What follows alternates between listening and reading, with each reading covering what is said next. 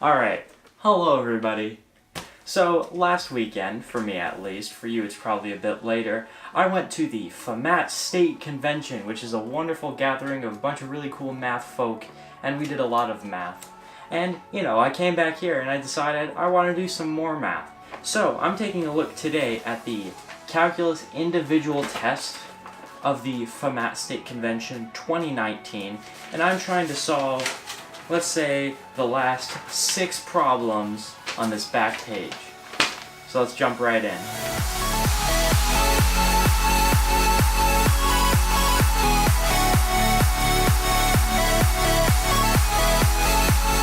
So the first question I'm going to try to evaluate is number 25, which says,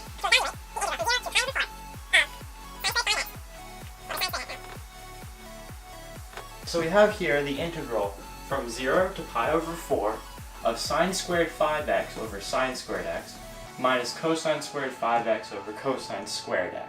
That's a mess, and there's not really anything I can do to integrate that right off the bat. But the first thing I am going to do is just, I'm going to add these fractions together. So this is equal to the integral from 0 to pi over 4 of cosine squared sine squared 5x minus cosine squared 5x sine squared all over sine squared cosine squared dx. So we get that, right? Now, it's just a matter of how do we simplify that. And so the first thing that I notice is that this kind of looks like a formula for sine of a plus b, right? Except for the issue is that we have those squares. However, if you remember back to your Algebra 1 skills, this is a difference of 2 squares. So I'm going to utilize that trait right now. Using that, you get cosine x sine 5x plus cosine 5x sine x all times cosine x sine 5x minus cosine 5x sine x dx all over, and now I'm just going to make this all one squared term. So sine x cosine x squared. Now, we have this. Now, as you first may look at this doesn't look any better, at all. But, thinking about it, you see, this is cosine x plus sine x plus cosine 5x sine x.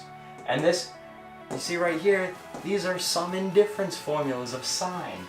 So, you can tell it's sine because there's cosine and sine in one term, rather than cosine and cosine, or sine and sine. So when we have the sum formula, there's going to be a plus here. So therefore, this entire thing in the parentheses is equal to the sine of 5x plus x. So sine of 6x. Now this right here is sine of 5x minus x, right? So sine of 4x. And now, just to look at the denominator real quick. Sine x, cosine x. That looks a lot like the double angle formula for sine, doesn't it? We're just missing that little 2 out in front. So what I'm going to do, just using a little bit of mathematical reasoning, is I'm just going to multiply by 1/2 and then multiply by 2 inside, right? Because you can multiply anything by 1, it's the same, right? So I'm just going to do that. Well, now 2 sine x cosine x, that's just going to become sine 2x. And now I'm going to distribute this square in. You get sine squared 2x over 1 over 2 squared, which is just 4, right? And 1 over 1 over 4 is just 4. So I'm just going to bring this 4. There goes that. Kind of long and tedious step. You get 4 times the integral of 0 to pi over 4 of sine of 6x sine of 4x over sine squared of 2x dx. Well, now this looks a lot better, doesn't it? You see there's a sine of 2x here, and I need to get a factor of that in order to cancel it out of the denominator. So the first thing I'm going to do is I'm just going to say sine of 4x is equal to, using our double angle formula, 2 sine 2x cosine 2x. Space is out of premium here, folks. Now, this right here, this sine of 2x, is going to cancel out with this squared, right? So we're just left with sine of 2x. Jeez. So now you can do something like sine of 3x plus 3 or sine of 5x plus 1, but since there's already this 2x in the denominator, I might as well just use sine of 2x plus 4x. So I'm going to write that out. 4 times the integral from 0 to pi over 4. So it's going to be sine 2x cosine 4x plus sine 4x cosine 2x, right? Because that's sine of 6x times, well, you see that 2 here? I'm just going to bring that out front, make this an 8. This is all times cosine of 2x all over sine 2x dx. We're going to do a little bit more quick simplification here. Sine of 4x, that's just the double angle of sine, right? So I can erase that, and I can put 2 sine 2x times cosine 2x, right? So I'm going to square that. Now, since we just have a sine 2x in the denominator, we can just cancel everything out. So, boom, boom, boom. We just factor out the sine of 2x and then cancel it out. So we're left with cosine 4x plus 2 cosine squared x, all times cosine 2x, and that's it. So quickly I'm going to break up cosine 4x so that it has the same base as the 2x. So cosine 4x is cosine squared 2x minus cosine, well, sine squared 2x, right? Plus 2 cosine squared 2x, right? Because that comes up from right here. Just rewriting it again. Pi over 4. You get the quantity, and I'm going to distribute this cosine 2x in. You get 3, adding these two together, cosine cubed 2x minus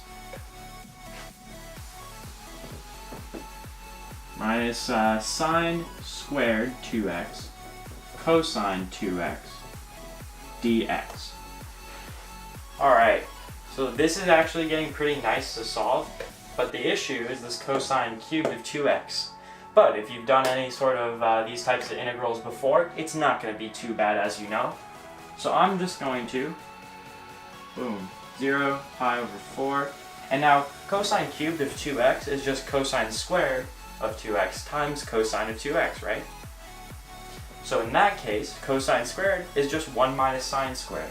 So you get 3, 1 minus sine squared of x cosine, sine squared 2x cosine 2x minus sine squared 2x cosine 2x dx. Now we're going to have to do a little bit of head integration here, and by that I mean integrate in your head. So we're just going to distribute all this out, and you get 3 cosine 2x minus 3 sine squared 2x cosine 2x minus that, which is, as you may notice, just 4 sine squared 2x cosine 2x dx, right? Just add those two together. Now what do we do here? Well, we're just going to use the linearity of the integral and integrate both of these separately. So for this one, I'm going to set u to be sine of 2x, right? Just because, hey, it works. And the derivative of that is 2 cosine 2x. So if I wanted to get this into a u form, it'd be 2u squared, right? because this is going to cancel out, and you're just left with the 2. However, when you integrate that, you're going to get it to the 3rd power. So right here, you're just going to get 2u to the 3rd power over 3. And we can plug back u as sine squared of 2x. So it's sine cubed 2x. And you see if you derive that, you get the same value. But next, you get this 3 cosine 2x. Well, I'm just going to make a u or some other variable equal to 2x. The derivative of that is going to be 2, so I'm just going to divide this result by 2. And you end up getting 3/2 times the integral of cosine of, I don't know, like what, a or something with respect to a? Well, that's just sine. So sine of a, which I guess I'm using, that's just going to be 2x.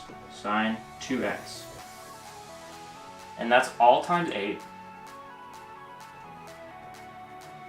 Evaluated from 0 to pi over 4. So now one thing you may notice is if you plug in 0, this is all just going to be 0, because sine of 0 is 0. You plug in pi over 4, you get sine of pi over 2.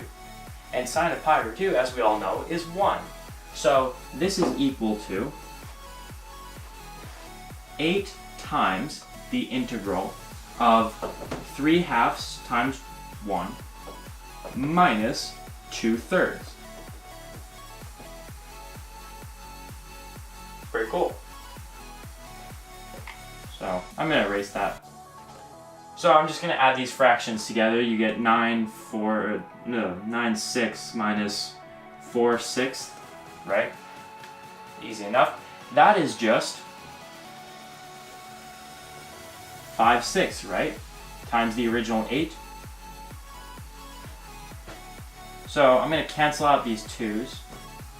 4, right? And you get, as your final answer, 20/3. So that's how you do that one. That's not too hard once you figure out the initial step of this, which doesn't really look like it's going to help, but ends up actually simplifying pretty well, just because of the nature of the difference of squares and the sum and difference quotients of cosine. Not quotients. The sum and different properties of sine and cosine. So, you get choice number B. Choice number B? So thank you guys, I hope you enjoyed this video, maybe learned something from it, had a little bit of fun doing some math. Make sure you like and maybe do the subscribe. Put down in the comments any more mathy stuff that I could do, or if you have a solution to number 30. And I guess I'll see you guys next time.